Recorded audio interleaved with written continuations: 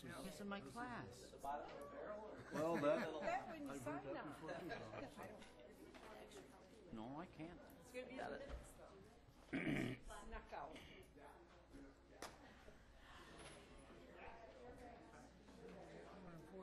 for that 60 acres. If you did, I'd probably cry. I gave you one of these.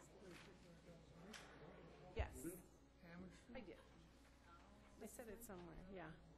Didn't I give you one? I'll give you mine when it's over because I gave them all away. This. Did you read it? Million or something? Doesn't make any sense. Hey, Tom. Tom, can I have your yellow one back, please? No. Oh, there. My 40's worth Tomorrow, huh? Thank you. land. Yeah, Tom gave you his, but his has a rip in it, so. Means the Here's winter mine. This way. is all right by me.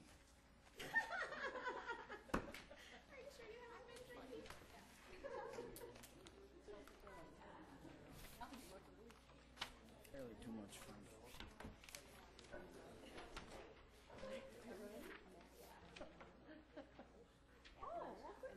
I know that this doesn't make a lot of sense.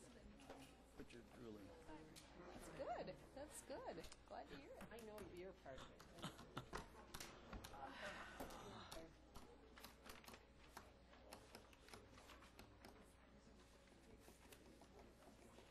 Dirty old man. Show? No, not that I'm aware of. Vote today? Twice. Yeah, I did. Naughty, twice. My wife was 32 and I was 33. Well, not a very big turnout. We did that about 2 o'clock this afternoon. one more? Or about 6. What number are you? Really? They said 75. they're looking at a very, very, very small turnout because of the Weather plus weather, plus it's a, you know, not a very big thing. yep. Wasn't that bad this morning? Well, the wind came up. Yeah, for some reason. This afternoon I went out in my hot tub. It wasn't bad out there, but we don't get hit by the wind either. Too much. A little bit drafty, but not too bad. 7 o'clock. How are you? Terrific. Randy is here. We have to talk to him about that today. He's here after the meeting. Those fat guys can't get through here anymore. Okay, let's call this meeting to order. And Melanie will take roll call. Here. Here. Here. Kioski, Here. Mr. Eckstein, Here. Mr. Weddy, Here. Mrs. Plata, Here. Mr. King, Here. Mr. Wiggles, Here. Mr. Crawford, Here. and Mark Kirschner is excused. Thank you. Now we'll have silent prayer and the Pledge of Allegiance.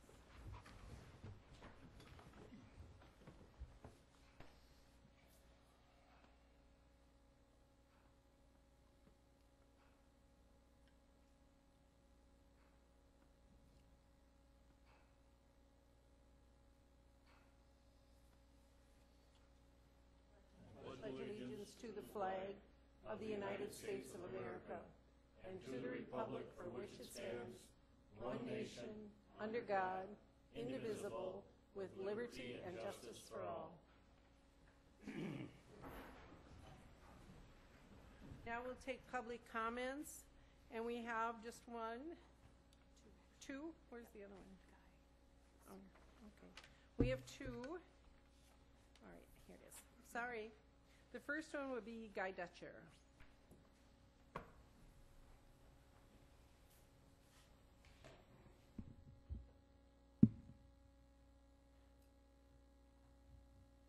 Thank you, Madam Chair.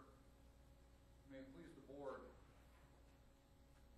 I appear in support of the request that's been made by the district attorney to expand the assistant district attorney's position, which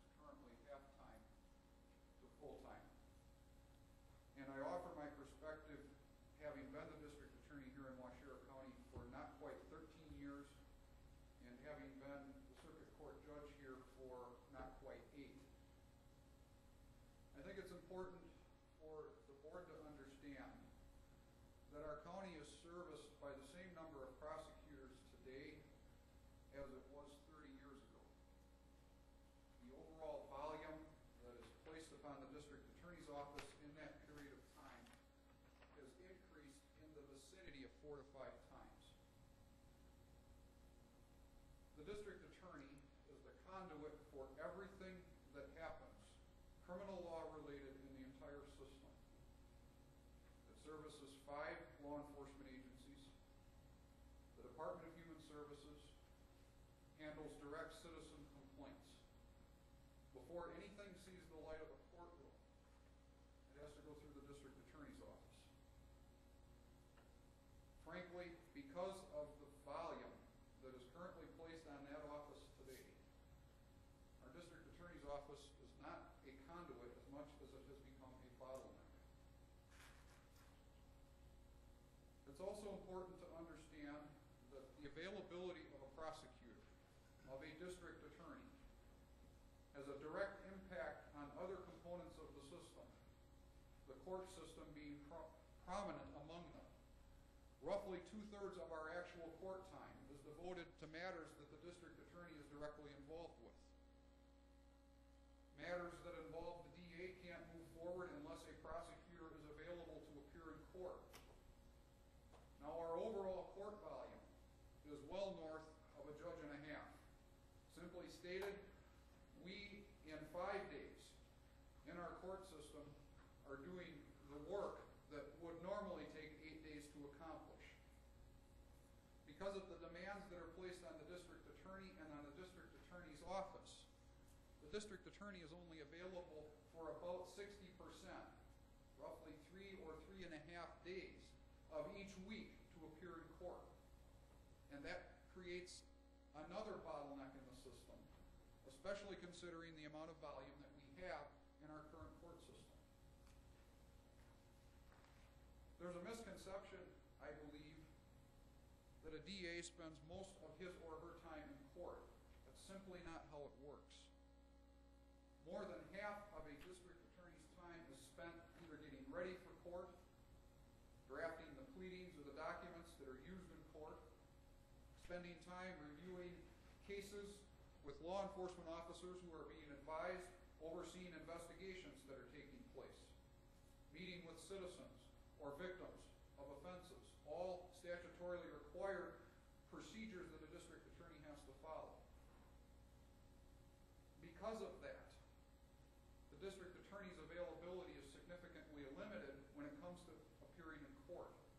And with a half-time district attorney position in the assistant role, we simply don't have enough resources to cover the volume that our county faces.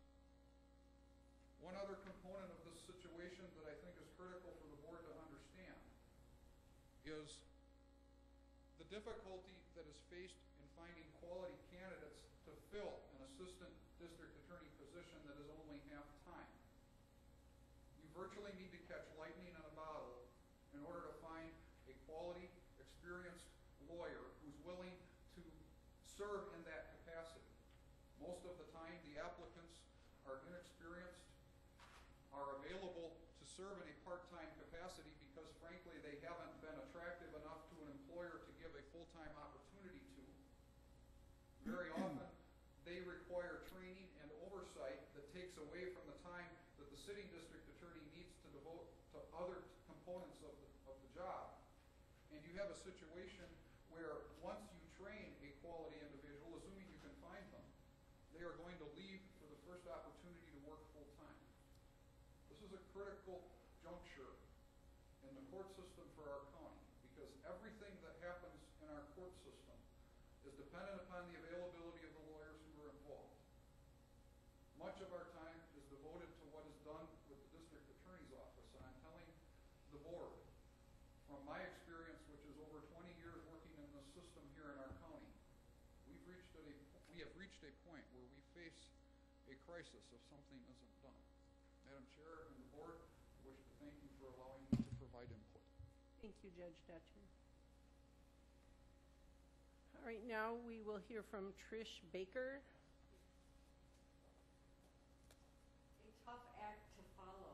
I have to say. My name is Trish Baker. I'll only keep you for a couple of minutes. I was the assistant DA for Scott Blader.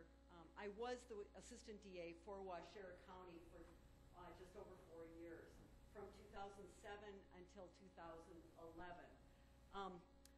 I have come here tonight, like Judge Dutcher, to support the resolution to increase the position from half-time to part-time. I have a unique perspective because when I started, I came to the position, I guess I'm going to call myself the lightning in a bottle, because when I came to the position, I had been a prosecutor in Marathon County, a much larger county with 6 branches and more crime than you could possibly think of. I came from that county up there, where I had worked for almost 6 years as a prosecutor. So I came with a lot of experience. But what had happened to me was a personal situation where I had represented, I left up there to go into private practice and be a defense attorney. I represented someone who had raped a 14-year-old girl, and I almost got him off. He almost walked free because I was a good defense attorney, and I really struggled with that, and I said, I can't be a defense attorney anymore. I need to be a prosecutor. That's what my calling was. And I love the idea of working part-time because I had young children at home still, or middle-aged kids at home. So this worked out really well for me, and it worked out for Waushara County very well because the state paid me 20 hours, to work 20 hours. And I was supposed to work Monday, Tuesday, and half a Wednesday and leave at noon. But I'd say 9 times out of 10, and I think that Scott would probably agree, I was there till about 4 o'clock on Thursday. And sometimes I'd call in on Friday, and I'd take phone calls from officers on the weekends frequently. So you guys really got to deal with me because I got paid for 20 hours, but I loved the job so much, and I was so happy working here that I frequently worked upwards of 30 hours a week. The last year that I was here, I couldn't financially handle it anymore, and I took a job working part-time in another county and part-time down here, and it was really difficult.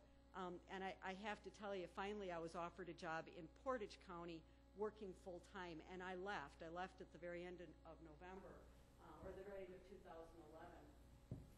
After I left, I got to tell you something. You know, Judge Dutcher's really eloquent, but I want to describe the problem in the DA's office now in terms that are a little bit easier to understand with a visual. When the Sheriff's Department sends referrals over to be charged, they send over police reports, and they get stacked up like so. When Scott and I, your DA, now, when we worked together, we had kind of a running joke in the office that the stack, and I frequently called it the stack of crap, because that's what it was a stack of police referrals. The stack never got more than about 6, maybe 8 inches high. And if it got higher than that, his blood pressure went up, and we knew that we had to get things charged. And then I'd stay late. I'd stay until 5:30 or 6 to get things charged. After I left, I'd come back a couple of times because I was friends with the secretaries in the office and Ruth and so forth.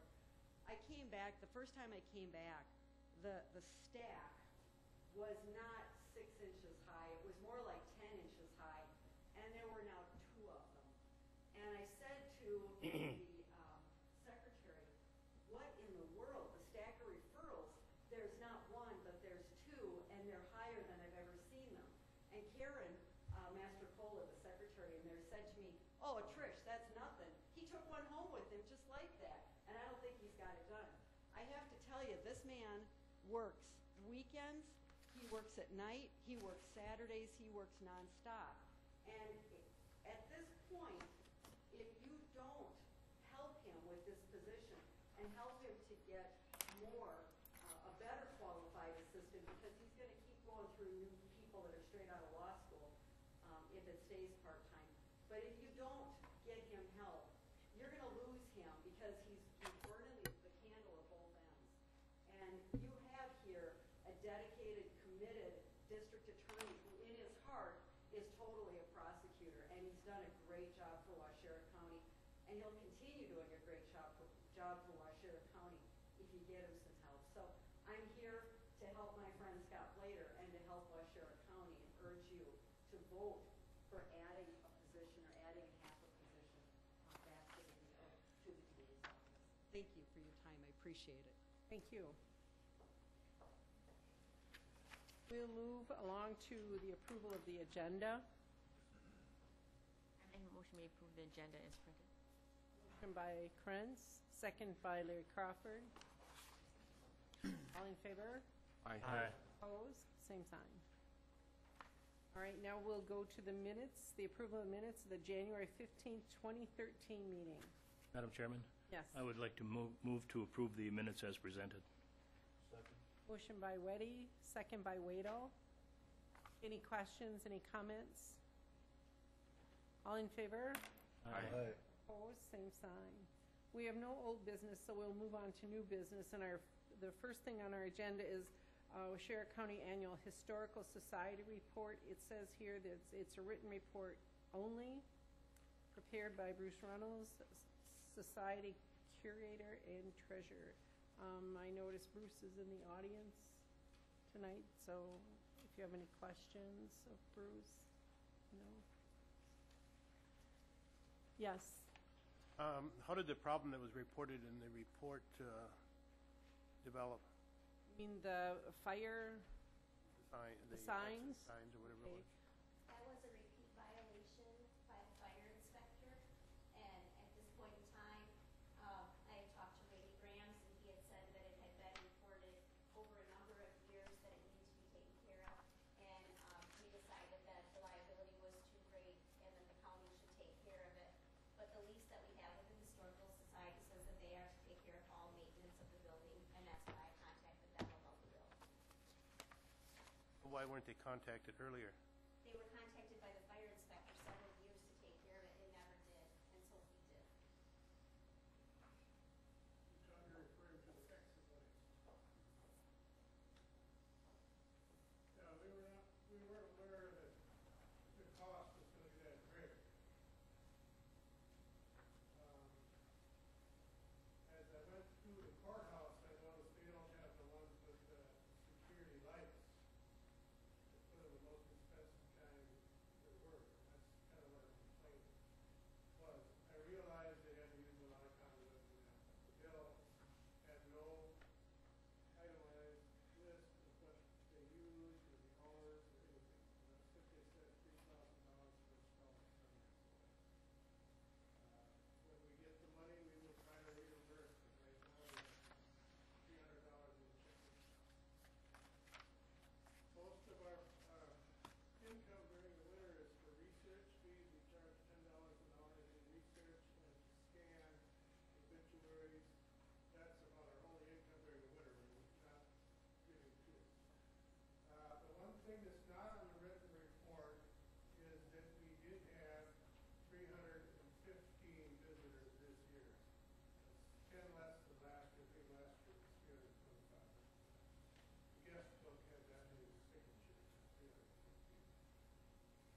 The insulation in the attic seems to be doing a good job. It stays 50 degrees up in the attic, or down in the attic, but in the schoolroom, second floor.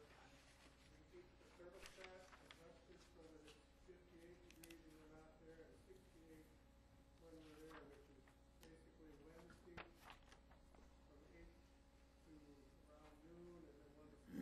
And then we're there Thursday morning. That's the only times we're open during the winter. We do more hours. So that's one thing I have to add to what's in the already in the written report, which I believe was duplicated and distributed. Yes, we've all had it, yes, or we all have it in our packet. I was just wondering, and I'm a little concerned that, you know, you have expenses with the museum, but if I'm reading this correctly, you spent almost $2,000 on a roof for the Guernseydale School. You know, I would think if you're having some financial issues, that maybe that would, Right, that's part of the problem.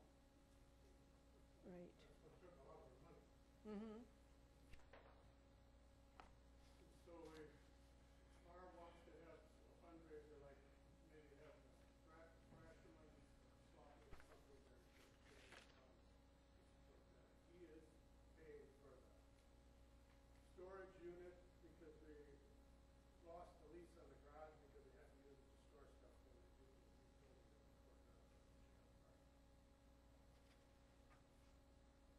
think that the garage, they weren't leasing their garage, were they? Weren't they just, We thought we were paying $1 a year for it, but it turned out that we weren't being charged for it. It was just $1 a year for the museum. So that's why we got a little bit ahead in the payments, thinking it was supposed to pay for that. does anyone else have any questions? Okay. But we do a lot of volunteer hours. Stacks of papers for the last, I think it's about 2000, whenever we started working today, about 8 inches thick. Each one of those represents like a month of volunteer hours. So we do a lot of volunteer hours there. I think we need to consider that too. I understand. We work with right across the street, Laura Hennis has been very active in organizing the photographs and the archives, trying to identify our activities. So we're lucky to have some.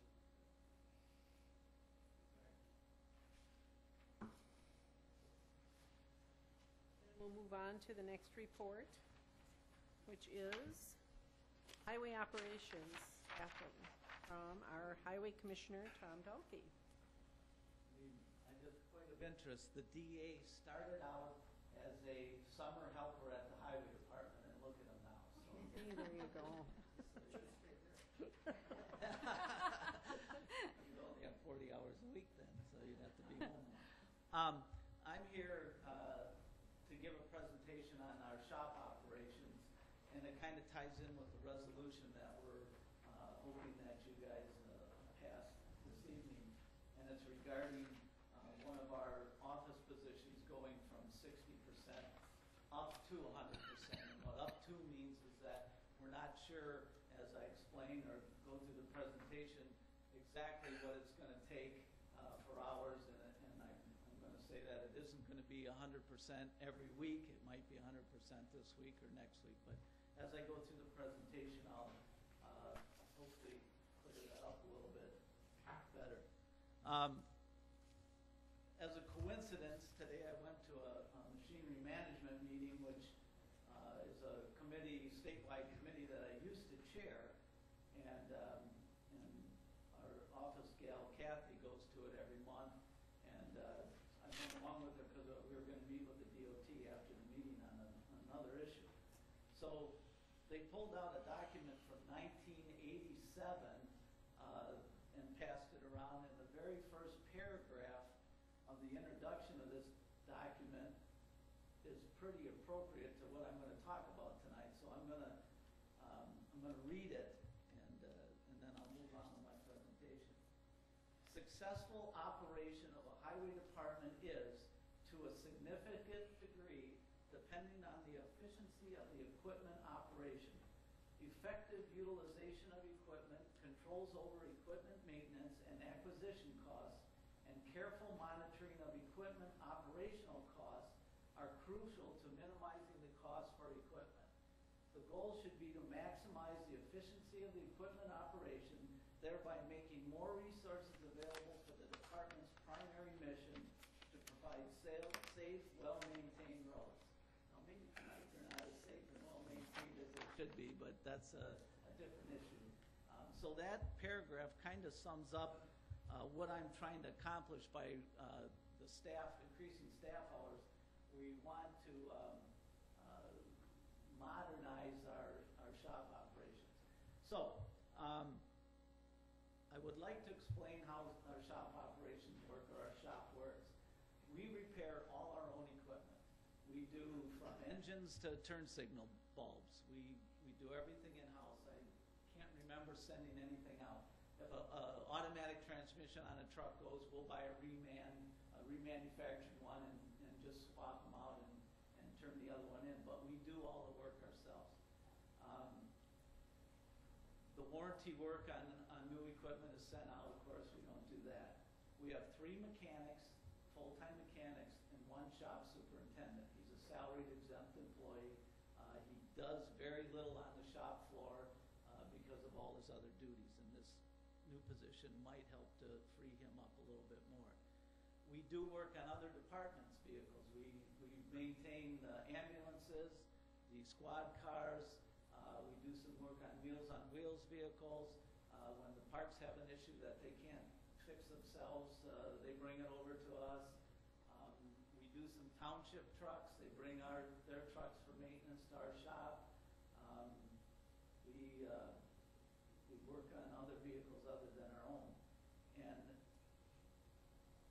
when I was shop superintendent, before I was highway commissioner, we didn't do all this extra work. When I got to be commissioner, I was approached by a county board member about working on the ambulances, and I said, sure, we would, and it expanded, and it kept expanding to the other departments. We did not increase our staff any at all since that point, since taking on all that. The more customers that we put in the shop, the lower our overhead shop rate will become. And the overhead shop rate is what drives a lot of that equipment revenue, or in some cases, lack of revenue. And we always try to make money with our equipment because we do not come to county board. We do not have a line item in our budget to buy equipment. The money that we use for purchasing new equipment is generated from the equipment revenue that we make working for ourselves and for others. So we pay ourselves to run our equipment. It all has an hourly rate. The hourly rate takes care of depreciation, fuel, insurance, repairs, labor, maintenance, the whole works. The shop overhead rate is what we charge ourselves and others to do those repairs. And I'm going to go over that worksheet with the shop overhead rate here in a little bit. So the increased staff hours will help us in a few different ways. One, we have software on our computers right now that we're not using to its full potential. This software will track costs, it'll generate work orders, it'll hold all the part numbers. We can go on it if we enter it and enter the data in there, and it will tell you what tire size and what windshield wiper is on there, what oil goes in the differential, what oil goes in the engine, transmission, and so forth. We're not doing that right now, and that's one of the main components of this request, is to have this gal in our office go into the shop and start working on getting this computer program up to its potential. It will help us with tracking maintenance. It'll help the other departments track their maintenance better. We do have a slip right now which we track maintenance. We're not doing a very good job of it. So this would help us go on line a little better. It would generate the work orders that would give us the history on the equipment, which will help you make better decisions on whether it's time to purchase a new truck or a new motor grader or whatever. You look at the repair history, this looks like it's time to go. So we're not using that software to its full potential, and that's one way that it'll help us. An example, in the straw that broke the camel's back, if you will, when I was shop foreman, I started this process. That was over 13 years ago, and there was never time to sit down and really get it done.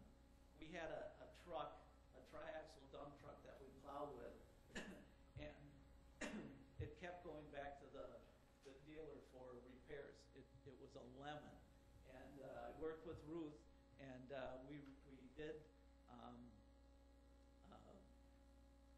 we were eligible to return that truck to the manufacturer under the lemon law, and part of that is having to track the maintenance on it and document all of that stuff, which we were doing by hand, and I got most of it correct, and it was enough that the manufacturer had to buy the truck back. So we got rid of that truck and came out financially well with that. So thanks to Ruth for helping out on that. But that is something, this new software, the potential that would help us with that kind of paperwork. It would be less labor intensive for us to go back and look. It would all be right there. Antifreeze, there's two different types of antifreeze, for example. That when we punched up that particular truck, that software would tell us this is the type of antifreeze. So any mechanic would be able to look that up instead of having to ask. Our shop foreman's been there a long time, 30 plus years. He's not going to be there forever. Most of it's up here. I would like to get it on paper and on that program.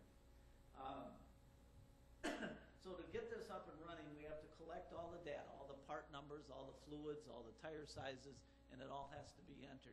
We have, I should have counted, but we have hundreds of pieces of equipment that could go on there. You know, we have, 35 trucks and motor graders and Oshkosh and tar kettles and things like that. So it's going to take a lot of time. It all needs to be entered. We need to maintain that database once we get it in there. When we get a new piece of equipment, we'll be starting over with that equipment and entering all that data in there. And so that's one of the things I would like her to do. She needs the help of the shop to get that data, and that's why I say I don't know if this process will be 100% all the time, because like right now the shop is very busy. We are doing an overhaul on an engine of one of our trucks as we speak. The shop, every time it snows, things break, things go wrong, and so forth. So there would be no time to work on this project. That gal would not have to work full-time or such. We have 1.5, 1.6 people in the office.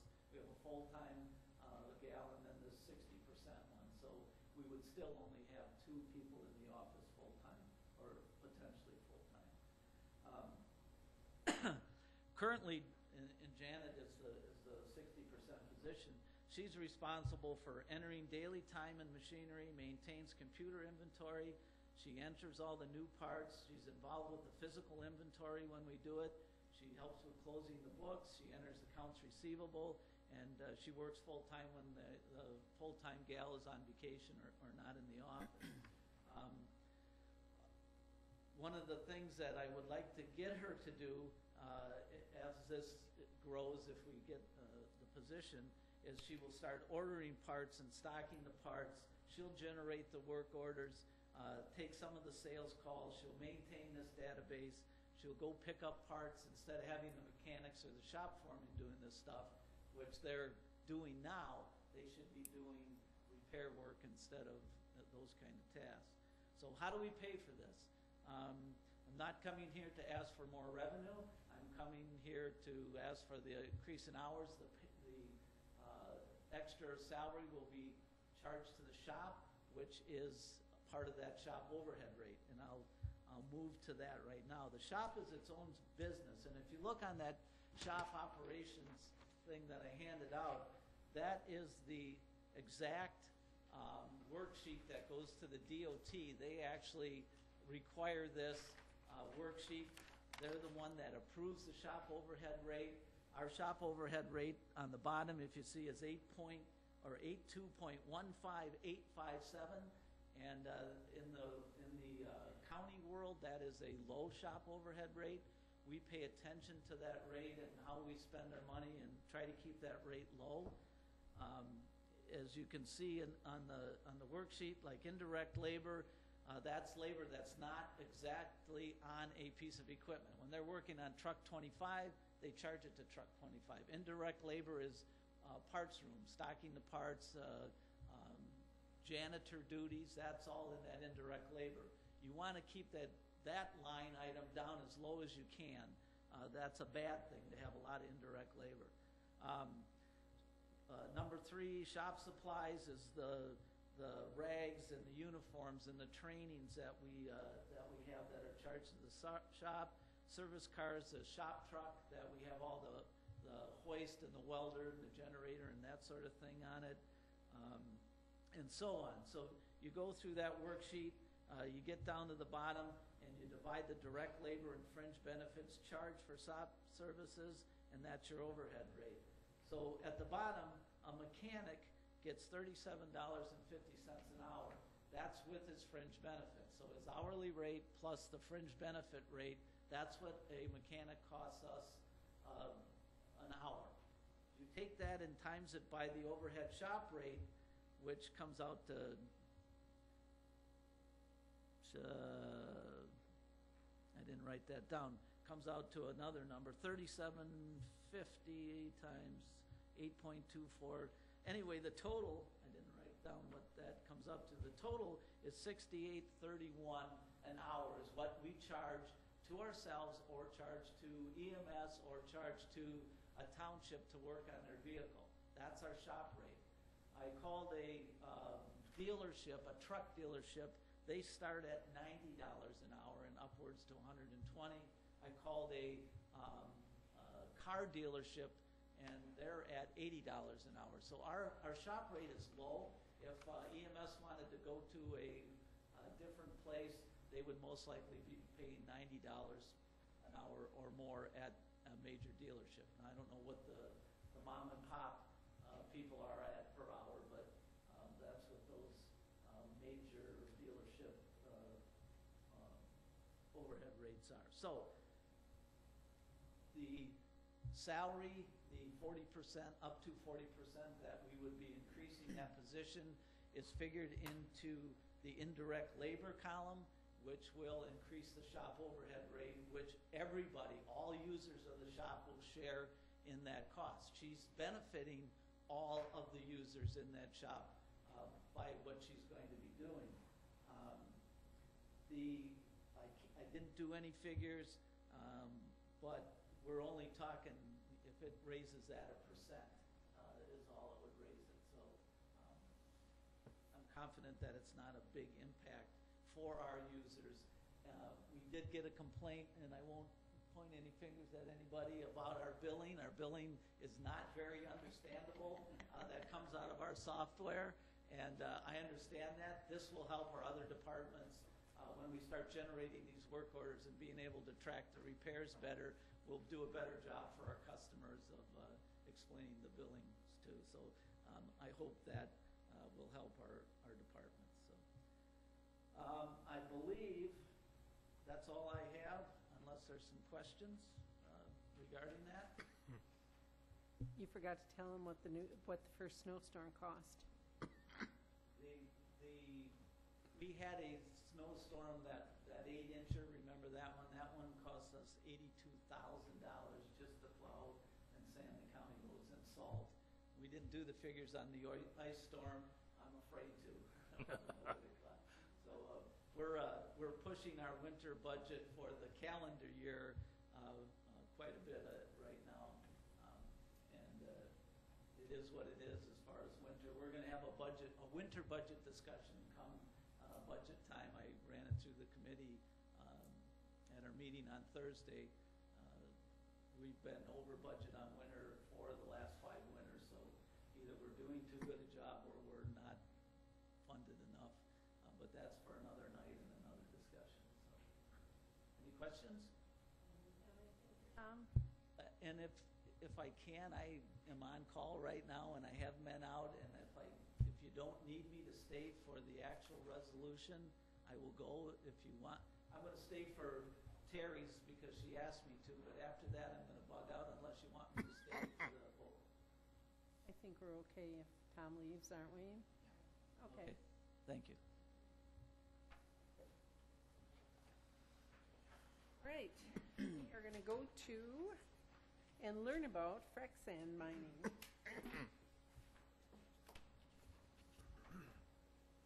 I heard you really wanted to learn about frac sand mining.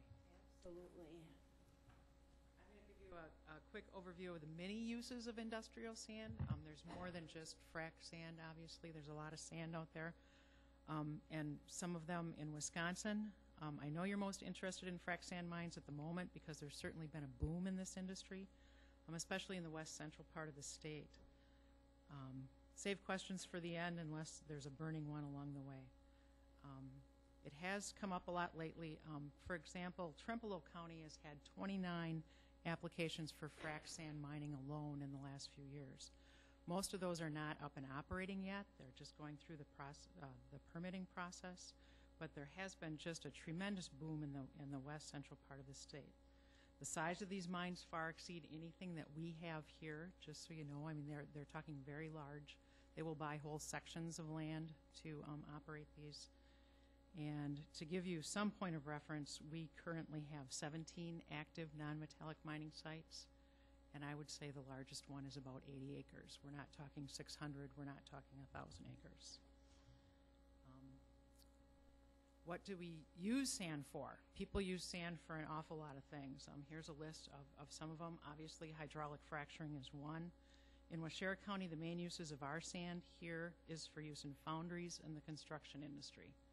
Concrete, asphalt. landscaping, and then obviously the foundries to the east. The next slide, I have a map of where frac sand mines are located here. This is from 2010. There are certainly more of those now than there were back then. But if you look at where they are, I can point out that because of the volume of sand that's being taken from these sites, rail service is a key component for these operators to optimize their profitability. They need to get that sand loaded on something that doesn't cost a lot to get it out to where they need it to go. When I've talked to people, this sand is going to Pennsylvania, it's going to Texas, it's going to Oklahoma, it's going to North Dakota, it's going to South Dakota, it's going all over the place. Some of it is even being shipped overseas to China and other places, but they do need to get it on a rail car usually because it's much more cost effective. The one in Green Lake, or there's two in Green Lake County, they are right next to each other, and there's a rail spur in between them. I mean, it couldn't be more convenient for them to get it on the rail cars. The one in Wood County actually came about because they were working on a cranberry bog, and they decided that they would sell the sand because it's they could make money on what they wanted to get rid of anyway. The price came down, and the last I heard, that all that sand is still sitting there because it's too expensive to truck out. So there are some closer to Waushara County, but again, that cost of getting the product to where it needs to go tends to be a little high. I did have a frac sand mining handout too that shows the sandstone formations, and you'll certainly see that we are in an area of the sandstone formations. The problem I see for Waushara County is we don't have sandstone until you start digging down a ways. So you think of our surface sands, and our surface sands are not very well rounded. They tend to be a little more jagged, and they're not quite as hard and sized properly for the frac sand industry. We also tend to have a lot of overburden. We have stuff on the top that you got to get rid of before you can get to the sandstone. And by the time you get to the sandstone, you're probably going to have to dewater too. So we're adding cost to it. Personally, I don't think that we're probably going to see a lot of frac sand mining operations here. But that doesn't mean that we're not going to have a push for sand for other things. We still have construction and foundry sand and that kind of thing. So what does a frac sand mine look like? This was the best pictures I could steal off the internet. The one in the upper left-hand corner, obviously they are very large sites. They take the material out, they sort it, they have loaders and trucks that haul it to a primary processing site. They get out all the fines, they get out all the big chunks, they get out of the stuff that they can't use. They stockpile that because they're going to put it back to try to reclaim the site later. And then they mix it with water and pipe it to their main processing facility. Those pipelines up there are extremely long. The couple places that I've been to they're already over a mile long just to transport that material to their main processing facility. One of them in Chippewa County actually went over a county road. So there's a lot of water that gets used, and then they process it, they haul it to their main processing facility. The main processing facility on the next page, this one's at Maiden Rock. This is where they do the final sorting. All of the fracking companies seem to have their own mix that they like to use. So, they might want all one size grain, they might want a mix of different sizes. Apparently natural gas is different than oil, and oil is different than other things, and BP is different than Shell. Whoever wants it, they order their special mix. It gets mixed that way and then put on the rail cars, or probably in this case on a barge, to be shipped to wherever it needs to go. Once mining operations have depleted their source of material, or it becomes too expensive to mine further, Wisconsin has a requirement that you reclaim your sites to a post-mining use. You need to have the plan on file, and you actually need to set aside some money as in bonding to make sure that you can restore that site to a suitable post-mining use. Most of them in Waushara County aren't far, or in Wisconsin aren't far enough along to have been reclaimed, so I'm pretty sure most of these pictures aren't from Wisconsin. One of the very popular things to do too is to reclaim as you go. They've put in a park or whatever here, and you can see that there's still mining in the background. It keeps the cost down, and they can kind of get some work done while they're still mining. Permitting. What kind of permits do we have? A lot, and these apply to all non-metallic mines. These are going to apply to our gravel pits out in Waushara County too. But there are quite a few DNR permits for air quality, high-capacity wells, the groundwater use, stormwater runoff. There's permits and testing of the processed water retention. Where is it ultimately going to be disposed of? There's an impoundment. There's state restrictions on that. The Army Corps of Engineers, in coordination with DNR and the county, would all have some regulations if there's any wetland impacts. And there's certainly regulations when blasting is involved. There is a lot of sandstone involved with these, so there's some blasting. And then there's local zoning regulations, usually through the conditional use permit process, where we consider the impacts on surrounding land uses. And then there's the reclamation standards that I mentioned earlier. And finally, local governments can consider impacts on their roads. So county regulations, they're kind of broken up into 3 areas. We can look at zoning, where we require a conditional use permit. Conditional use permits are reviewed at a public hearing so that all interested parties can give input into the operation and its potential impacts on the area where it will be located.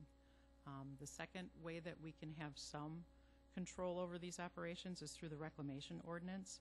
NR 135 dictates that a reclamation plan must be in place prior to starting the operation of a non-metallic mine. We do administer that at the county level in all areas of Waushara County, including incorporated cities and villages. And finally, counties can address some highway usage concerns. Again, Tom agreed. He hasn't mentioned, I had to bribe him just a little bit, but he has agreed to stay if there's specific questions on that, because he's more familiar with that.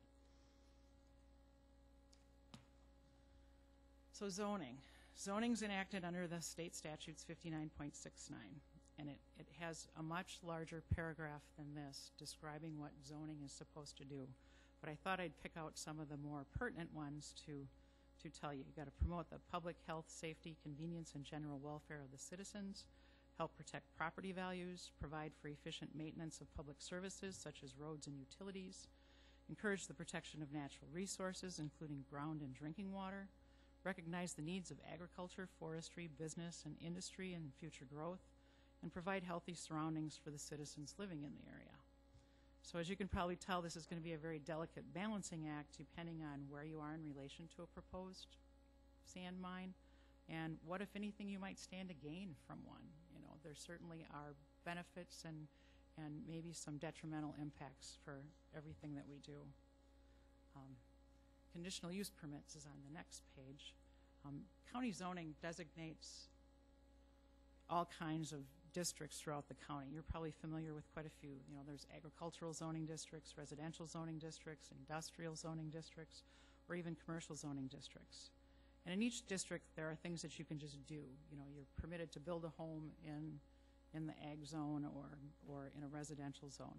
Then there are others that may be permitted, provided they meet certain criteria that are listed in our code, and after review by the Planning and Zoning Committee at a public hearing, if they're approved, they would have to meet any conditions that the Planning and Zoning Committee would put on them.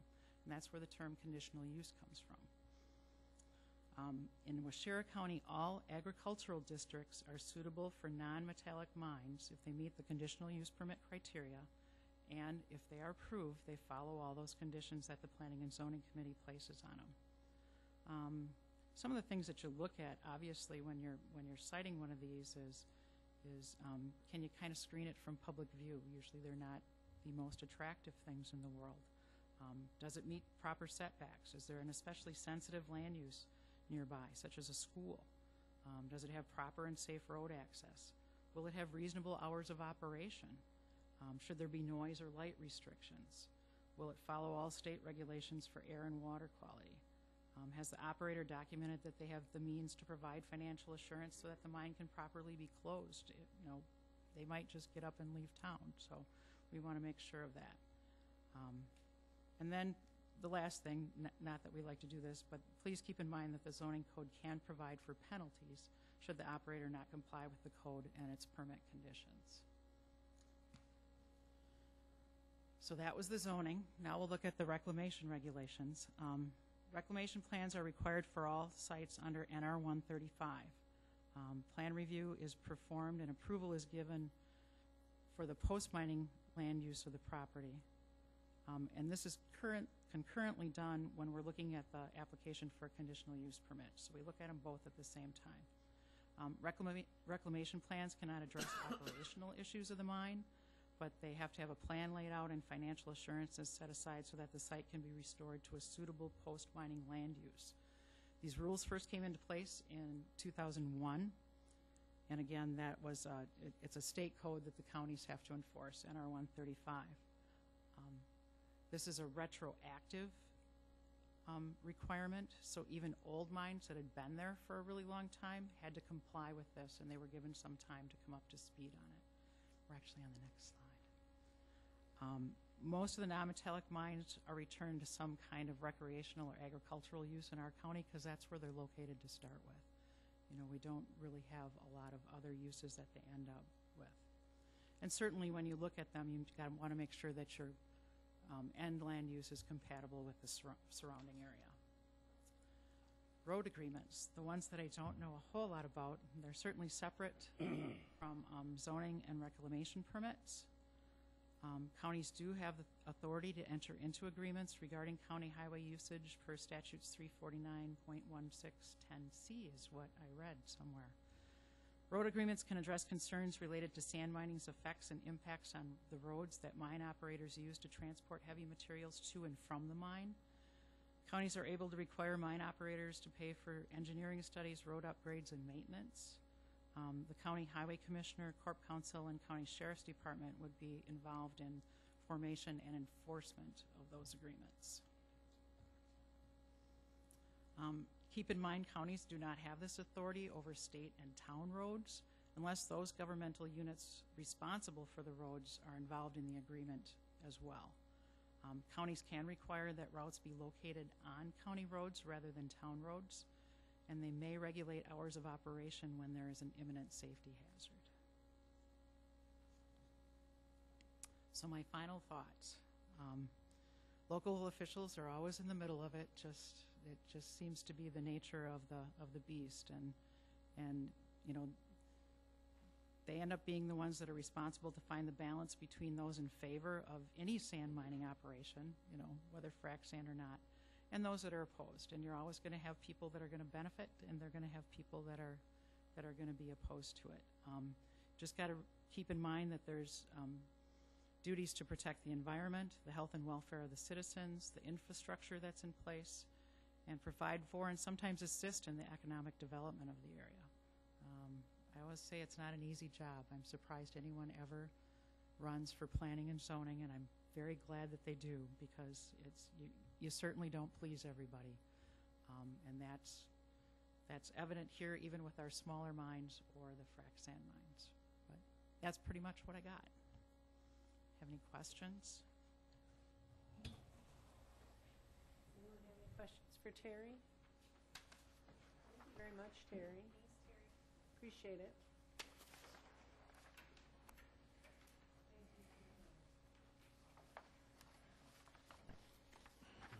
Thanks very much. And we will move on to the kitchen update, and Deb Pavla is going to share that with us. That's your yellow sheet. That is the yellow sheet, yep. In February of this, well, we're still in February, so we celebrated our first anniversary of the kitchen project, the kitchen completion. Very exciting for us. We love our kitchen. There's probably not a single time that I walk into it or anyone else on the staff that we don't smile. We still love the kitchen very much. But the last time I came and reported, we didn't have definite numbers, and so I said I would come back when we had more detail. And so this summary sheet kind of gives you the summary of the kitchen project. So under expenses, you can see what the kitchen equipment cost. Right at the end of the project, we made a decision to work with the Hancock Community Center, had requested that we leave some of the equipment that we had planned on bringing down with us. And so that went a little bit higher than we had anticipated, but well worth it, I think, in the end. Architect, kitchen design fees, survey application fees, sort of an afterthought expense of a water softener, and then a surprise expense, I believe in March of 2012, of that City of Wautoma water tap fee of $5,000. That added to the original building project bid by RJM of the $244,000. They came very close to that bid. They only went over $470. So the total building cost of the entire project was $398,000+. And then taking a quick look at revenues, we had $106,000 in a nutrition restricted trust account. That had been made up of a donation that I've talked about in the past by a gentleman named Rex Hall, who left us over $32,000 in his will. And then also the balance of participant donations over a number of years, probably 10 plus years of time. And so we put that money to good use. And then some just general nutrition income, which is program donations when a person goes to a site or has a home delivered meals if they make a donation. We were able to apply some of that. The three numbers there in the middle, the $30,071.44, very important, is what we have taken in since we opened up the kitchen donation drive.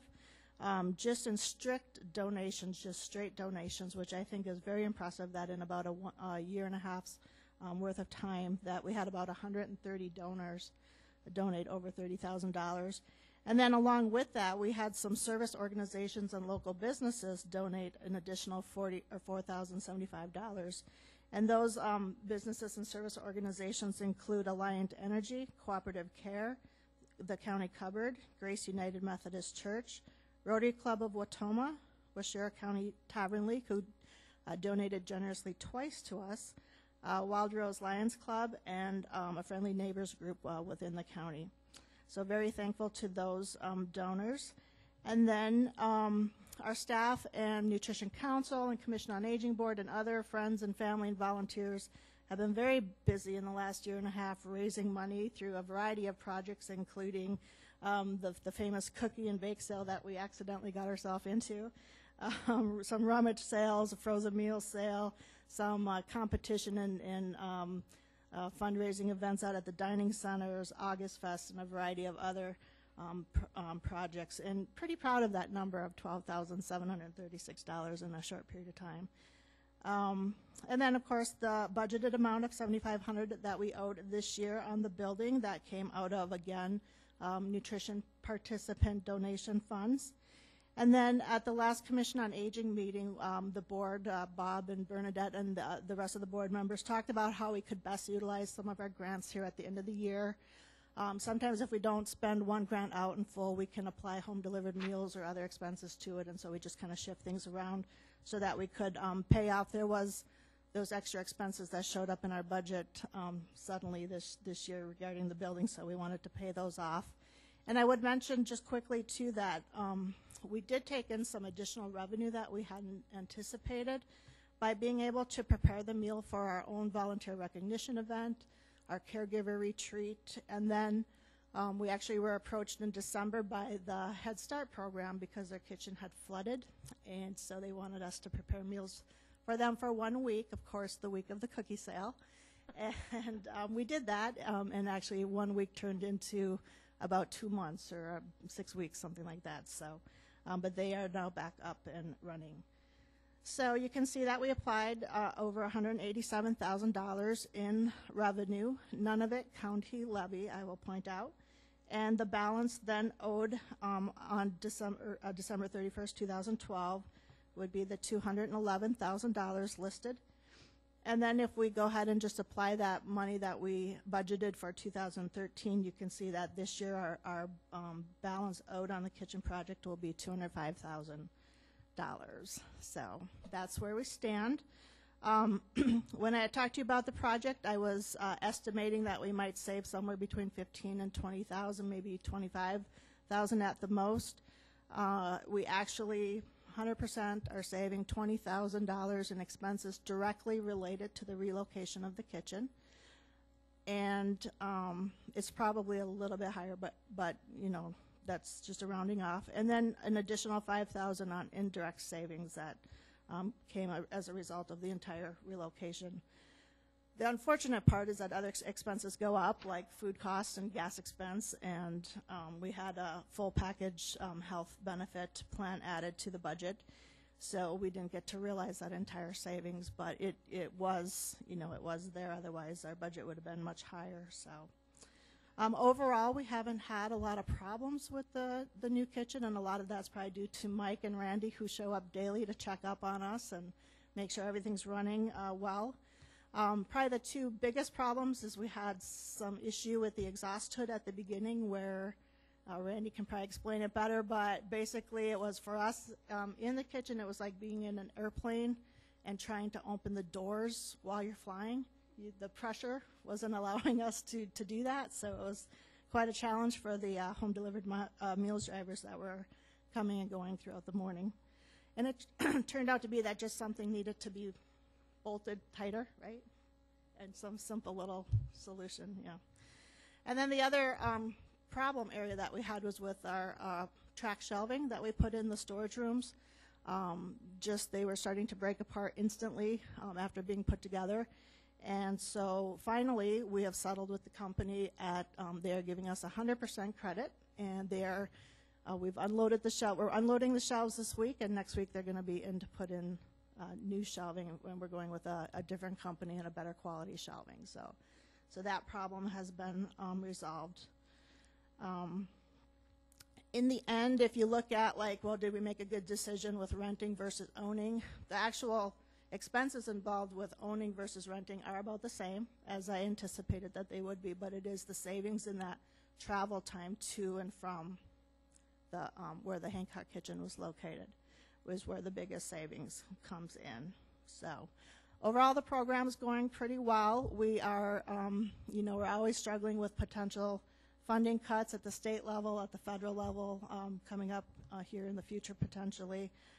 But even with that, we have participants asking for increase in number of days of operation, as you have on your agenda this evening with the Poisippi Dining Center, and hopefully you will grant them their request. So that was just a quick summary. Any questions about it? If you haven't had a chance to see the kitchen, I invite you to stop by anytime. If you could come between, say, 11 o'clock and 2:30, those would be the best hours to show up. We'll be happy to give you a tour. If you come during production, we will make you put on a hairnet. So, thank you. And an apron. Thank you so much, Deb. Appreciate it. And if you haven't seen the kitchen, it is really nice. I recommend that you go out there. Now we are on to the discussion and possible action items. And the first is the courthouse chiller replacement to be financed through the bond that we already have. Give us some information on that, please. You're here, Randy, you might as well talk. The air condition unit, or the chiller that it's referred to, at this building is 35 years old, and as such, it's seen its better days. And also with the increased load, especially like with the remodeling of the work release center, we have a lot more demand on it. And so as of last year, when we had a couple 100-degree days, we had to water the cooling tower on the roof in order to get by. So I took it to the Public Works Committee, and we decided to try to go to work with replacing the unit. And so that's where we're at right now, is got some figures for the cost. The cost is about $220,000 $20,000 to replace the existing unit we have. We looked at 3 different styles. We had a water-cooled unit, which is a better payback, but is considerably more expensive to install and to maintain. We looked at a unit like the jail. It's a package deal, but we have no place to put it unless we put it outside, and it would take up parking space. Plus, we were afraid the noise for the courts would be an issue. So we went with a multi-stack unit, and we will be utilizing the room that we use now. We're looking at 3 units, and they have 2 compressors each. It'll make it a little bit, excuse me, crowded in that ventilation room, but we really have no other alternative place to go with it unless we do go outside. We can put the cooling tower back on the roof where it is now. The weight restrictions are about the same, so that is allowable. So I guess that's where we're at. Does anybody have any questions about that? I did look at upgrading or rebuilding the existing, but it is not big enough. Right now it's currently a 115-ton unit, and with the engineer's help we need about 140 with all the computers too. Even the phones, if you touch on the phones, they give off heat. So our demand is a lot greater. And like I said, cost is about $220,000 for this unit, so we're kind of hoping that we could go through bonding to pay for this. I believe Donna said that There is a balance that would cover this. I believe she said that the money that we got from the sales of the South Annex, the $33,000, was to be put towards that too. Good, you'd have that option to do that if you wanted. So does anybody have any questions? So we've already bonded, so this is money that has not been expended. Okay, no questions? Thank you very much, Randy, appreciate it. Yes, I think, I guess, who has? Oh, I'm sorry, Larry. How much money do we have that we haven't expended from the bonds? I thought it was about 600,000. And that number doesn't include the 30,000 from the sale of the building or the 200,000 that we got back on the tower project. So I guess it's how you look at it. And then, if I can add, and you probably already, got this from Randy, but, they had to, it was so hot last year, and they had to put the water on the air conditioners, and that was before we added all these additional computers in the Work Release Center, because that didn't open until September. So, you're going to add that to what we already had here. So, right, Randy? Correct. And I guess if I may add too, is this, we had an issue like this out to the jail a couple of years ago, and because it went down during the hottest part of the summer, we had to bring in a temporary unit, and it cost around $18,000 for just that temporary unit. And that was pretty simple because all they had to do was disconnect the old unit, move it away, and connect the piping up. Whereas this one's on the second floor, and to do that, if it should go down during the summer, will require a lot more expense to get it piped up through the roof like that. All right, I would like a motion. I'd like to make a motion to go ahead with the project of replacing the chiller. Motion by Weddy, second by King. Any other questions or comments? Hearing none, all in favor? Oh, I need a roll call vote. Okay, let's have a roll call vote. Okay, Mr. Tim. Aye. Mr. Piaski. Aye. Mr. Eckstein. Aye. Mr. Weddy. Aye. Mrs. Paletta? Aye. Mr. King? Aye. Mr. Wade? Aye. Mr. Crawford? Mrs. Krantz? Mr. Jones? Aye.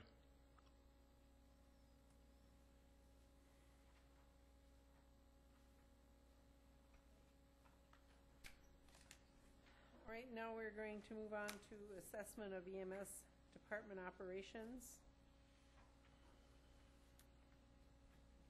Deb? Ruth? Well, We can tag team this one. as you all know, we are in the middle of negotiations with the union that has the paramedics and EMTs in it.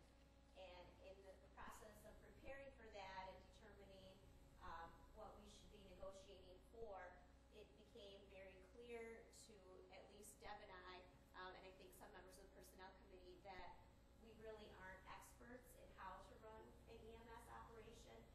And as you know, we just added more full-time staff to that, and so the cost keeps increasing. And we're not sure if we're doing it the most efficient way, or if there's a better way to do it, or if there's some cost savings that could be had. And so we've been trying to gather some information. And to that end, one of the things that we did is we went and visited with a private entity that does this, and they had talked about some things that they were doing to try to minimize costs and changing shifts and how they're locating their ambulances. And it gave us some information, but it also made us more confused as to what was the best way to run this entity. Door County is the only other county in the state of Wisconsin that has a fully county-run EMS operation. So there are two of us. They just had their system evaluated, and we reviewed their system's evaluation. And a lot of things that the evaluator was indicating about their system were things that we were doing as well. But their situation is a little bit different due to their landscape and some of the money things that they have, where they might have a little bit more property tax values than we do. And so what we did is we reached out to this Fitch and Associates, which is a nationally known company out of Kansas City. All they do is evaluate EMS operations across the country. They also provide trainings. They do all other kinds of things, and asked them to give us a proposal on what it would cost to come evaluate our system and give us some ideas, not only for our labor negotiations, but on where we should be going in the future, because EMS keeps changing. We went from a volunteer situation to a fully staffed situation. We went from EMTs to paramedics. We have more equipment on vehicles. And so what they do is they would have us complete some paperwork first. They would review that in their house, and then they would make a trip out here. They would meet with our staff, they would meet with management, they would meet with members of the county board to see what your desires were for the future, what were things that you absolutely would not change, and then they would put together a whole presentation that would give us some ideas about where we should be taking this in the future. Should we build the EMS garage that we're considering building in Hancock, or is there a better way to do it? Should we continue to bill our costs in-house, or should we look at sending it to a billing company that specializes in billing? What can we expect for future revenues based upon the changes with the healthcare, Affordable Act, healthcare, Medicare reimbursements, and all of that changing? And so they would come in and they would do all of that. They would give us the recommendations. The recommendations would be yours to either accept or reject in whole or in part. But it would also give the Personnel Committee some information as they're continuing to negotiate. Right now, kind of when we say, well, we would like to change this, what we get back from the union is, you don't know how to run an EMS service, you don't know what you're talking about, that won't work.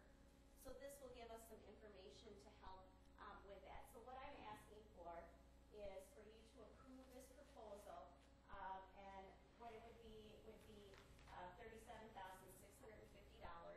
It would have to come out of the general fund. It's not in anyone's budget, but I think that it would be money well spent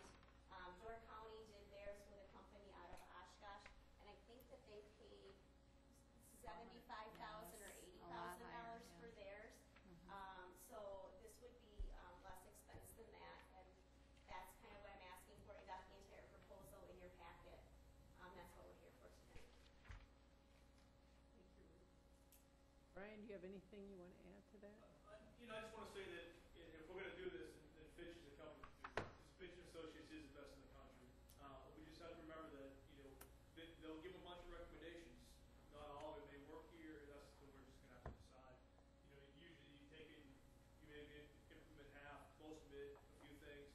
But I think it'd be good at this point to go off with some guidance for, so everybody has a peace of mind too. You know what I mean? As far as we can explain it. I can sit there and explain it to you all day long, and you get someone from the outside to explain it. It may be better, and they say the same thing I'm saying, you know. Yes. Put it in layman's terms so even we can understand. If they don't, I'll translate for you. Thank you. Thank you, Brian. Are there any questions? I think we're looking for a motion then. Make a motion that we hire Fitch to do the assessment of EMS department. We have a motion by Bob, second by Everett. Any further discussion? Do we need a voice vote? Roll call vote. Oh, I meant roll call. You know what I meant. All right, Mr. Piaski. Yes. Mr. Eckstein. Yes. Mr. Weddy. Yes. Mrs. Polata. Yes. Mr. King. Yes. Mr. Waddle. Yes. Mr. Crawford. Yes. Mrs. Polata, or Mrs. Krantz. I was going to vote twice. Mr. Jones. Yes. Mr. Tim. Yes. That has passed. Now we are going to discuss per diem for phone-in meetings, and I think this is just pretty much to, so we're all on the same page.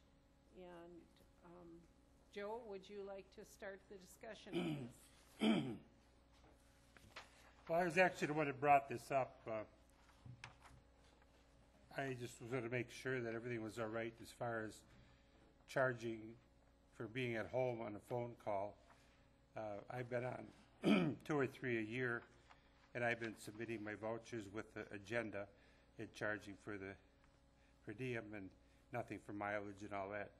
In the last 2 I did this year so far, would have saved $145 in mileage at 2 meetings if I had driven down to Madison and driven to Point. So the way I look at it is, the way I've been doing it should be acceptable and kosher. And from our discussion at executive, it's pretty much what we discussed, that, yeah, everybody's doing it. And I don't know how many other people go to or participate in phone-in meetings. I do, because to save the mileage. I mean, one meeting was southwest side of Madison, and that was a 3-hour one on the phone, and that's a little long on a phone, but I think the right way to go is just leave it as it is and submit your voucher. And I guess that's what my thought is I always put in an agenda just so they help. I don't know if that helps the office or not, or if they even care if we send it in.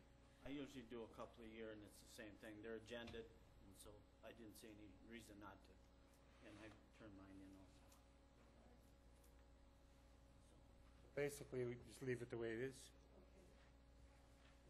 Is there action required on this? I don't think so. No, Ruth says no. Clarification. Okay. It's just so that we all are We're on the same page with it, and we're all doing things the same. All right. The only thing I did here is when I turned the vouchers in, she asked me, why am I sending in an agenda with it? And I said, because if I put on our LWE, RC&D, PIC committee, she says, what does that mean? Here, show you. Yeah. Yeah. Okay, very good, Joe. Now we have consideration and possible action on the following resolutions and ordinances. Resolution number 5213, resolution authorizing upgrade in the Highway Department accounting specialist position from 60% up to a 100% position. Motion by Eckstein, second by Krantz. Any discussion? Hearing none. Roll call vote. All right, here we go again. Okay. Mr. Eckstein. Aye. Mr. Weddy. Aye. Mrs. Polata. Aye. Mr. King. Yes. Mr. Waddle. Yes. Mr. Crawford. Yes. Mrs. Krantz. Yes. Mr. Jones. Aye. Mr. Tim. Yes. Mr. Piaski. Yes.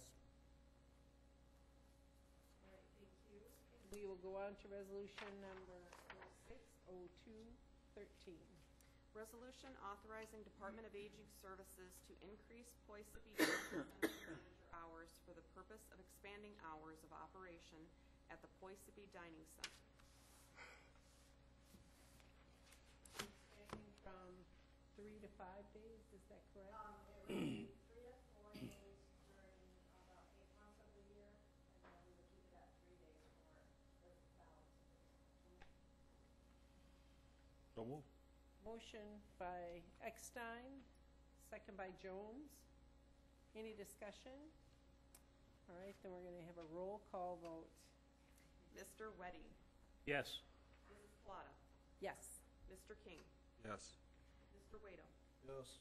Mr. Crawford? Yes. Mrs. Prince? Mr. Jones? Yes. Mr. Tim? Yes. Mr. Piazza? Yes. Mr. Eckstein? All right, thank you. That passes. Next, we are on to resolution 070213. Resolution authorizing a contract with the state to cover an additional half-time assistant district attorney position. And we have two versions, it looks There like. is, and Scott's here to answer some of your questions as well. The reason that there are two versions is that when we went to the executive committee, they wanted some options on funding. And one of the options would allow the remaining portion of the district attorney's budget from 2012, instead of going into the general fund, to be applied on this. The other version would allow the district attorney's budget from 2012 and my budget from 2012 to be applied towards that. One of the big concerns that the executive committee had was, how are we gonna fund this from this point forward? And so Scott and I have been looking at, funding, options and revenue sources. We're continuing to look for grants that we have not been able to find. We will be going to executive next month, with a proposed ordinance that would, change the way that we're doing, post-plea diversion agreements, in the office and worthless checks, where we'd actually be charging a fee for a person to be able to enter into a diversion agreement, which means that they wouldn't get a conviction if they chose to be part of that. That is allowable. We have not been charging for that right now. Right now, we also have been farming out our worthless checks, but if we have additional help, we would be able to bring those back in-house. Looking at rough numbers, we're estimating conservatively, that we could get probably about $9,000 a year, from that in additional revenue. It could be more depending on the year, or depending on how many people participated. And so we will be bringing that to exec, hopefully to be able to start that, yet this year and start to get some revenue back in, this year to help offset some of the costs for, from the general fund, and then, continue looking for revenue sources so that when we came for the 2014 budget, we would have more of an idea of how to continue the position. But Scott has some additional information for you as well, if you have any questions. Yeah, I could provide you some information if you'd like. Ruth really does a good job of summarizing it. I mean, just coming back to the point, the situation is that I'm really trying to change, if I can, the structure of the DA's office, not necessarily for myself, but I think for the whole citizens of Waushara County. I really believe that a full-time assistant district attorney position is not just about Scott Blader, it's about helping every victim and every law enforcement officer in Waushara County so that we can effectively handle the caseload that we now have. It is a different day. I can only say that. It is a different day here in 2013 than it was in 1989, but the DA's office has not changed since 1989. I don't want to sound like a broken record, but the bottom line is that the volume that we have and the complexity of the cases we have really do not match the resources that we currently have. And I got to thank Judge Dutcher because he is a unique person to speak on that issue. He lived this job for about 13 years. Ms. Baker worked with me for about 4 years. This used to be a job where you could try to maintain the caseload by just working more, and that's okay. It was a farm kid. I can do that. You just got to do the work. You just got to do the work. This is no longer a position to do that. You cannot do that anymore. I don't know how else I could say that. The position, the number of cases, the complexity of the cases do not allow you to outwork this position anymore. There's just too many cases. And And I think that you've seen some of that in the packet that I put forth, and I really hope that you took the chance to read that packet because it shows some of the data and the numbers that support what I'm trying to say. If I could get a full-time position, the net sum goal of that, what would happen is this. I think, number one, it would effectively serve the victims and the public better because we'd have more time to address some very critical needs, including some of the issues that are very important to the public.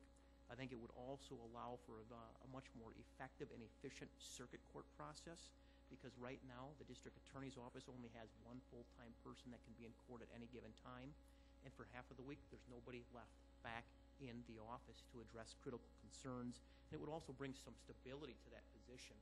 Ms. Baker hit the nail right on the head. The short story is right now we have a half-time position that is just not very conducive to an attorney position. Okay, when you're litigating cases and you're trying to prosecute complex cases, you must understand that you need an attorney that's on there 5 days a week, or 5 days out of the week. You know, you can't have a situation where you're only here 2.5 days and then you're coming back to pick up a homicide case or a rape case for another 2.5 days thereafter. If I could have that position for full-time, get a better candidate who's willing to stay here, who's willing to be vested in the position, and be able to pick up a lot of the work full-time as you do now. Ruth had talked a little bit about, you know, basically how we would fund that. Before I get to that, though, I just want to make sure that everybody's clear about what the position would do. The position would help free up time in the DA's office, really. And right now, I think everybody needs to understand that the DA's office is really a choke point for the entire system. And I don't know how many times I've said that to my staff, is that we've seen an increase in probation and parole. We've seen an increase in the sheriff's department and in the municipalities. All these places have increased, but the DA's office has not. And that's the choke point, because all of these people are making arrests, they're all writing police reports, and they all come to one place. They come here. And since 1989, there's almost been a 3- to 4-fold increase in Waushara County alone in the amount of cases that are coming up to the DA's office. We handle everything. Here you handle everything from a homicide to a traffic ticket. And I'm not even talking about traffic tickets anymore. That's not even my concern. Those days are gone. We're talking about complex felonies now that you're trying to handle. And those are the things that are really taking our time. And from my perspective, we're handling everything that comes through the county that is a crime. Every single crime that happens here comes here, whether it's from the city of Wautoma, the sheriff's department, even if it's the DNR, if it's the way station out on I-39, or it's the prison in Red Granite, it all comes through my office. I got to review it, and if it's there, I've got to charge it. But it all funnels through, and that's the point, is that it's really been a choke point for some period of time. There's really only one full-time person that reviews all of that. And when you think about that, it's actually quite amazing when you see how many people are pouring in to the system, and only one full-time person is reviewing that entire caseload. That's where we're at. And that's where we've been since 1989. And the unusual part about the position is that right now it's a little bit unsustainable, because I often tell my staff that, heaven forbid, I were to have pancreatitis or something, or break my neck, or even the judge would get sick. The whole machine, if they shut down, literally, there would be nobody else to handle these cases. The entire referrals would come up, would be charged, would be significant, and there'd be nobody to process them until somebody comes back, because there is only one full-time DA right now. And so from my perspective, I think that there is clearly a need.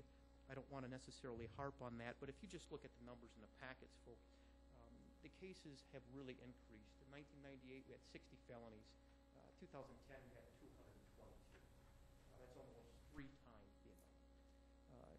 2010, 2011, we were doing 1,200 referrals. That means that somebody sent out a review on 1,200 crimes, and I had to look through all 1,200 and see if you're going to charge those or you're not going to charge. Back in '89, I had half of those, 500 to 600. The volume is completely doubled, and you're still dealing with the same amount of staff you had before. Give you some perspective. In 1989, the probation and parole office, which feeds off of my office because I put them on probation to a certain extent, had 2 agents. 2 agents. Now they have 6 and a supervisor for a total of 7. And they're all handling cases that I largely generate in Waushara County. They take other cases as well from outside, but a lot of them are from Waushara County.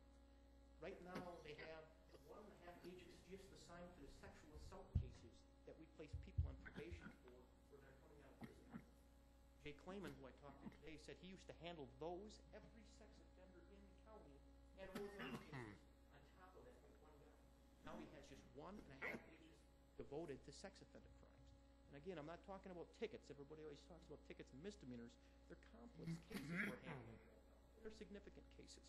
Exponentially increased in that department, but there's been no increase here. Obviously, that's not to your fault, but it's just to give you some perspective of where everybody else is. Sheriff's Department. I had Sheriff Peterson kind of run a total of how many people were on the Sheriff's Department in 1991. And including the sheriff, there's 15 people. 15 people, including the sheriff, in 1991. Off the top of my head, before I came in here late, and I apologize, there was 23. There's at least 23 now. Back in 1991, there was 2 detectives. There's 6 now. 6. They're all feeding charges up to the DA's office, together with the city of Wautomo, the Granite, Hancock, Kelowna, the prison, the police station, the DNR. They're all sending citations and charges up to my office. So it's not just the Sheriff's Department. All of these entities have increased, but they come to one place, and that has not changed, and that's my office. So that gives you some perspective to kind of give you an idea of how exponentially all those places have grown, but we really haven't. And it's really become untenable at this point in time.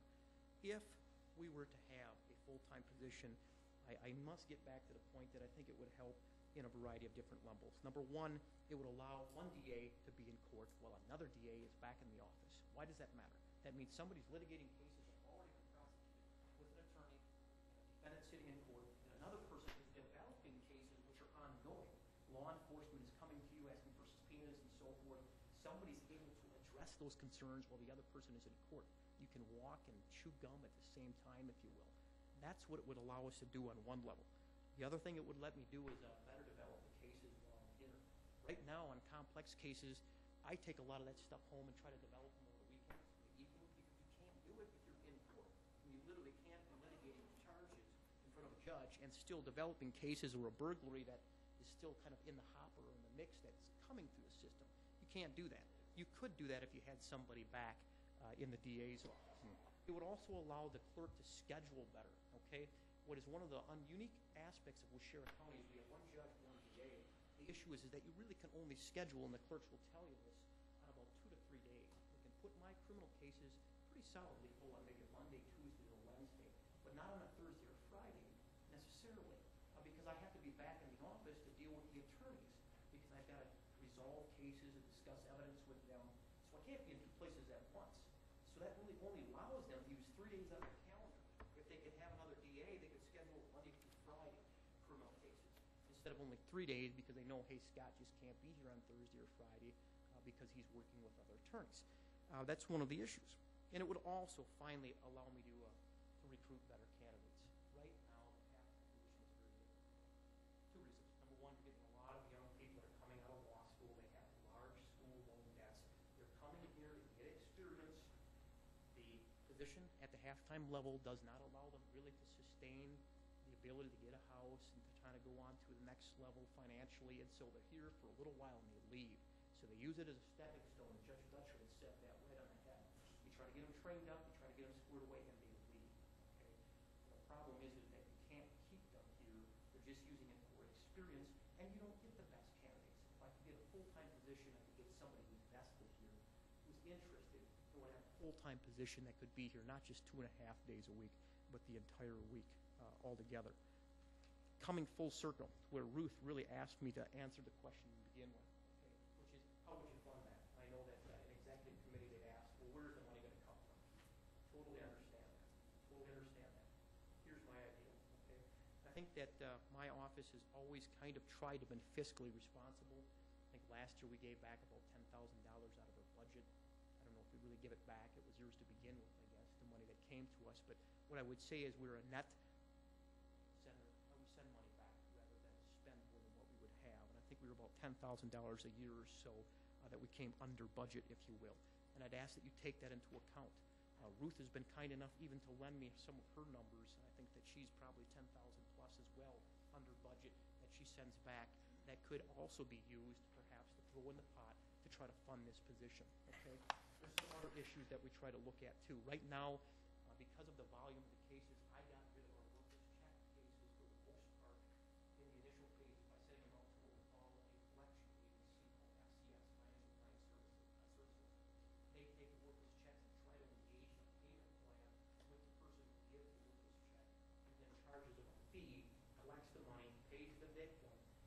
they tell me, hey, they completed their program, they paid all the money owed to the store, the merchant, let them out, and I don't charge these people for worthless checks because they paid them back. Right now, I'm sending that out to a private entity, FCS. If I brought them back and just kept it in-house with a new DA position, I would just try to handle it here and charge a fee like most counties are doing. Sheboygan County being an example. They just charge $35 a check administration fee, and then we just kind of do a pre-charging program where people come in and they say, "Now we got a blank check, you have a certain amount of time to get on a payment plan. If you make it right, we will not charge you, but you got to pay it back and there's an administrative fee." That would help fund the program. That's kind of what Ruth was talking about, probably more succinctly than what I had said, but that gives you an idea of one way to generate income. Estimate 140, 180 checks, you would probably be able to generate $5,700 or so annually through that program if I took that back. That's conservative, okay? I think that's a pretty fair estimate, but it is at least one idea of how I try to partially fund this position rather than take it out of general fund. And that another option is post-plea diversion programs. Let me just be real brief about it. There's programs for first offenders and nonviolent offenders that I have in my office. Okay? It's basically a deal that you cut with somebody. For example, if they get into a disorderly conduct and they have no other criminal history, we'll put them on an agreement. And the agreement is if you behave for 1 year, and you take random urine screens, and you don't drink, you have no other criminal involvement with the system, and they consider amending your charge or dismissing it outright. That's called a diversion program. Okay? Right now, we do that essentially for free. Most counties say if you're going into the diversion program, the DA's office has got to monitor you and make sure that you do your urine screens and check to see that you're not in trouble and pull your criminal histories. They charge a fee, an administrative fee for that diversion program. We don't. We just put people in the program. Ruth and I were talking about doing what other counties are doing, which is charging for that. If you're going to get a program where you can get out of this criminal charge, if you behave, you do the things that are necessary, pay back the victims, then we're going to let you out of it, but you're going to pay an administrative fee so that we can process that case in the amount of about $75. Okay? That is another program whereby we would try to generate some of the income. Okay? I guess I'm coming back to it, trying to generate some of the income to fund this position so that I can give an idea of what we're trying to think through out. But that would be something that we were thinking about, and it would also, I think, come up with approximately $5,000 or so, which would, in addition to what I give back each year to the budget, would be now almost $20,000 and above. And so I think we can get close, guys. I think we can be very close, and what I'm asking for is really your help to see if I can get that position funded. Questions?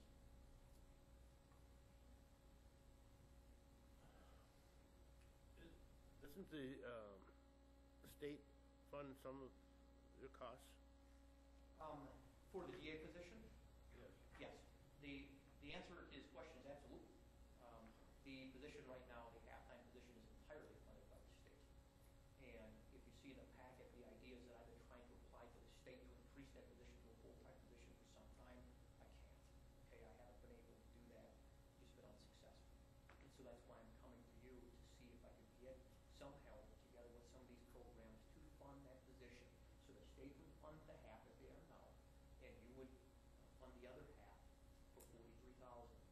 And that would then make a full-time position, and my office would then have 2 full-time DAs. How does the state determine whether or not they fund it?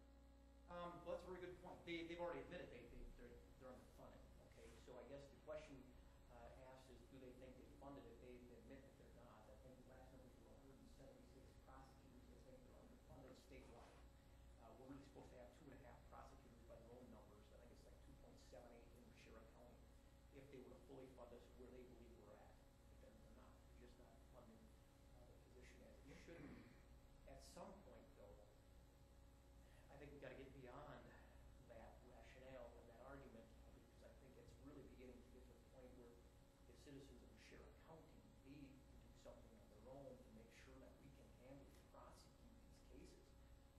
If you look at the number of people in the DA's office and what we're charged with doing, upholding sexual assaults, homicide cases, rape cases, and heroin cases, compared to other departments, it's really a significant job that we're doing, and at this point, it's going to be untenable given the numbers that we have. And so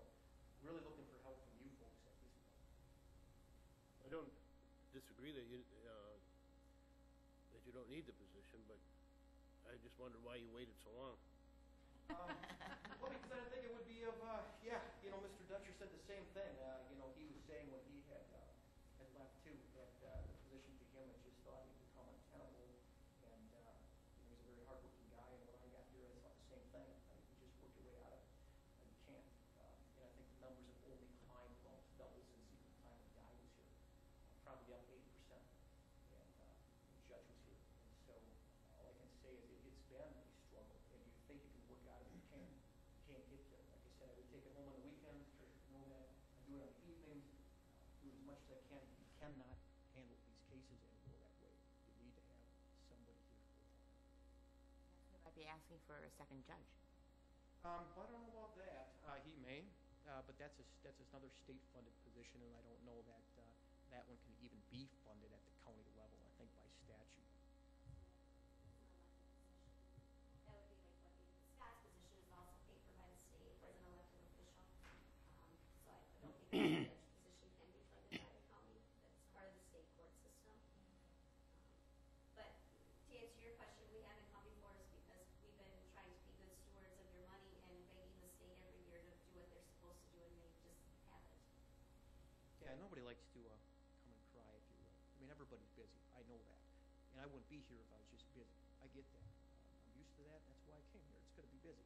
But this is a position where I can no longer say that we can adequately do it. It's at that level now, guys. And we're currently without an assistant TA, so this also is a good time to come because we're now going to be recruiting once again as our assistant TA once again left. And so now we're going to be in the hiring process. Right. So right now, I got all the applications for the halftime position, getting a lot of law school grads. Okay, these are people that are very good, very bright, and they have no experience. No experience. And I think people in county deserve better than that. A rape case, or a heroin case, or a death case, or a homicide case, you need somebody to know what they're doing. And you don't get that with a regular law school. It takes a number of years to get there. And I'd like to come back and say, hey, this is a full-time position, and I can tell you that there should be a marked change in people that would be interested in that position. I think this is a sign of the times. I'm looking at your information that you gave us, and Winnebago is asking for 5 more, and Wood is asking for 4 more. So we're not the only ones that are facing this problem. Do you know of any other counties that are funding these? Yeah. There was about 4 different counties, and I think I tried to attach it to the packet. I forget them. Who did we have? Fond du Lac was one. Marathon was one. Yes, I guess I did see that. I'm sorry. Yeah, Sheboygan, Dodge, Marathon, Fond du Lac. But yeah, that is the issue. The difference is this, and I want to get right to that point. When you're in an office that has 11 DAs, you can be down to 2 DAs, but you still have 9 you can function. Okay? You get like an exponential effect. Numbers start to work with you. But when you only have 1 full-time person, you're down to 1 person. When you start with 1, you're down 1, it's 100% loss. You only have 2, you're down 1, you're 50% loss. When you have 11 people and you lose 2, you're slow. You're going to get a backlog, but you're not going to stop. And that's what I'm saying. When you talk about Winnebago, they want 5, but they have 10 DAs. All right. So if they lose 3, they can still function. They get a backlog. If we lose 2 people, the system shuts down, folks. There's nobody else there. That's just the way it is. And so at a smaller level, I've been saying for a long time, we feel the impact, if not greater than them, to a certain extent. Interesting here that Milwaukee Public School System is actually providing 1 position, 1 district attorney for them. Just for their school. Right. Now, it's not going, you'll still keep asking for funding by the state. And right now, we just need to fund it in the meantime, right? Well, I'll certainly be asking for it. We'll always ask from the state. The question, if we ask for the funds totally, certainly will. Certainly will try to do that. Oh, go ahead. Oh, you're making a motion? Motion by Eckstein to... A or B? To support, in support of this. A or B? B? All right. So a motion by Eckstein. Explain the difference again between A and B. It's the Front of you. money, how much money to take out. It's all coming out of the general fund, but A would be taking the money that was left from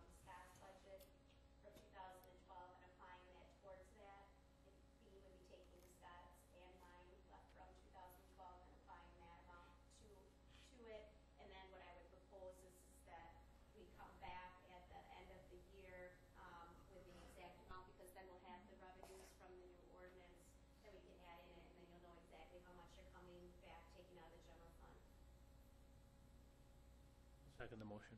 All right, we have a motion by Eckstein, second by Weddy, to approve, okay, 070213B.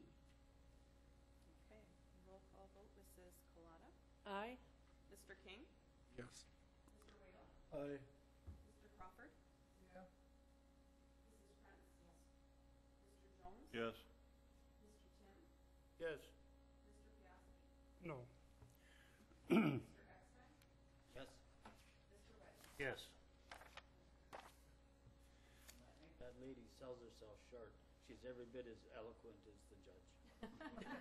She's lightning in the bottle. Better looking. Has a lot more hair, for sure. Thank you very much. How long do you think it'll take a process before you can get somebody to come on staff with you? At this point, what I would like to do is I'm gonna go back and tell the state that I would like to repost the position as a full-time position. And I wanna try to make sure that we get new applicants coming through, and hopefully this time we'll get better folks with better experience. And I'm hoping within the next month or so, we'll be able to have somebody back on the road. Yeah, he wants to get rid of me as his backup. All right, now we have resolution 080213. Resolution authorizing transfer of funds from general fund to cover remodeling of child support office. Basically, what happened is that we had some unanticipated incentive money that came in last year. We didn't utilize that money. We couldn't get this project that was an idea prior to my arrival through in time, so that money went into the general fund, the surplus. So I'm asking for a portion of that to be used to put in vehicles in our office. And this will make it a little bit more, what do you call it? Private. That's it. Thanks, Ruth. I think my age is catching up with me. But then it'll make it a little more private, and they can meet with their This clients. is brought before the Public Works Committee. We think it's good. Yes, I'll make a motion to approve. Okay, we have a motion by Weddy to approve, second by Krantz. Any questions or comments? What is the cost of this? Cost? 15.5. Feed 5. You gave back 50,000, 53,000, I think. Yeah, okay. Very good. This will also require a roll call vote. Mr. King? Yes. Mr. Wade? Yes. Mr. Crawford? Mrs. Prince? Yes. Mr. Jones? Yes. Mr. Tim? Yes. Mr. Piasky? Yes. Mr. Eckstein? Yes. Mr. Weddy? Yes. Mrs. Colada? Yes. And I don't know, Kim, have you been introduced to the full board? I don't remember. I was gonna say, who's she? Kim Stebbins is our new child support director, and she's been, what, 2 months now? Yeah, since end of November, So, yeah. Sorry, Kim. I've just seen so much of you that thought everybody knew you. All right, thank you very much. And now we're going to move on to ordinance number 553. Ordinance amending Waushara County zoning maps pursuant to the authority granted in Chapter 58 Waushara County Code. Zone change, Saxland LLC, Town of Sterling. Motion by Waito, second by Crawford. Any questions, comments? I've got the answers if you have questions. Great, that's awesome. All right, and we don't need a voice, or roll call vote, so. all What in- is Saxland LLC? Everett? Wants to know what? That's a fella that had 4 parcels, and they were zoned forest, and he can't do what he'd like on them. And basically, zone forest is would be like your DNR and stuff like that. And like the cottage up on that and whatever, and this allows them to do that. There's very, very few properties in the county that's zoned that anymore. All in favor? Aye. Aye. Opposed? Sign. That carries. Now we have appointments, and that would be the Administrative Review Board, Fred Gellerup, Watoma, his term would go through April 14th, 2014. Paul Miller from Hancock, his term would go the same through April 14th, 2014. And they have both been on this board before. Motion by King, second by Krantz, to approve the appointments. All in favor? Aye. Aye, opposed, same sign. Any suggestions for future agenda items? All the reports, I like all the reports, they're pretty good. Very interesting.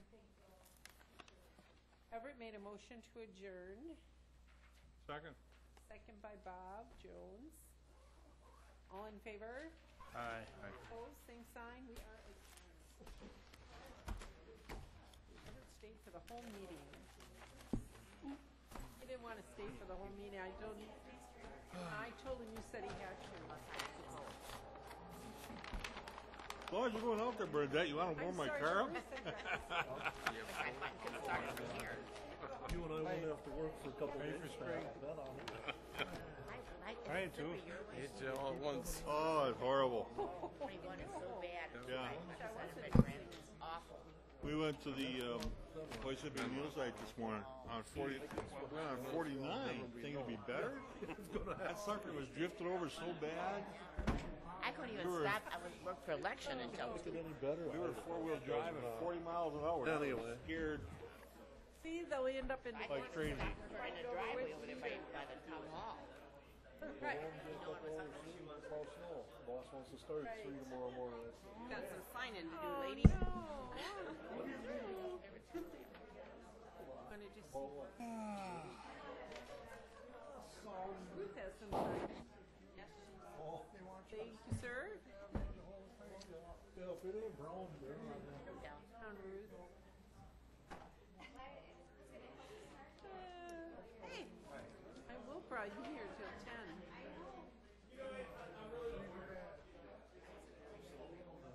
I didn't want to do, I don't like to do. every other day. Went through more sand than you know what to do with it. You're welcome. I know, I didn't want you to choke to death over there. slow down. And I had opened it, but I Talking didn't about the drink Coloma out of it. stuff? Well, Boy, I don't know if it's Well, yeah, if it ain't talked about it. they're so used to going 65, 70.